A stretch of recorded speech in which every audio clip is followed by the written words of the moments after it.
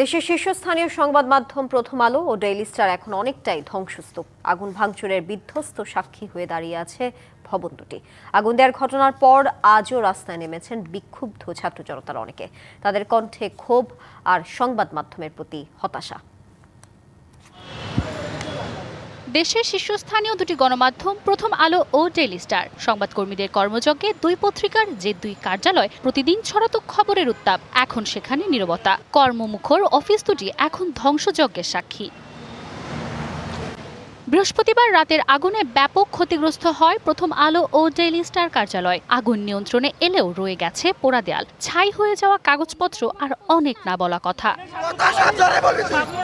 শুক্রবারও রাস্তায় নামেন বিক্ষুব্ধ ছাত্র জনতার অনেকেই। তারা জানান ক্ষোভের কথা।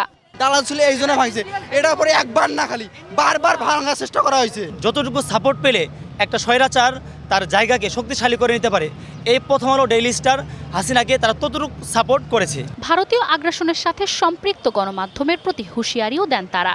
নতুন এবং ফিরে আসা গ্রাহকদের জন্য নগদে চলছে ক্যাশব্যাক সহ প্রতিদিন হাজারো উপহার জেতার সুযোগ। হবে আশা আর ফেরা, সারপ্রাইজ সেরা।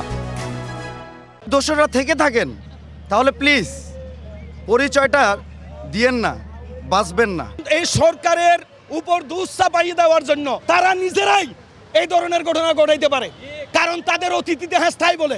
আমরাও তো চাইতেছি পদত্যাগ করাইতে স্বরাষ্ট্র উপদেষ্টা। এদিকে বিকেলে প্রথম আলোর কর্মীরা কার্যালয়ের সামনে মানববন্ধন করেন, নিন্দা ও ক্ষোভ জানান গণমাধ্যমের ওপর হামলার।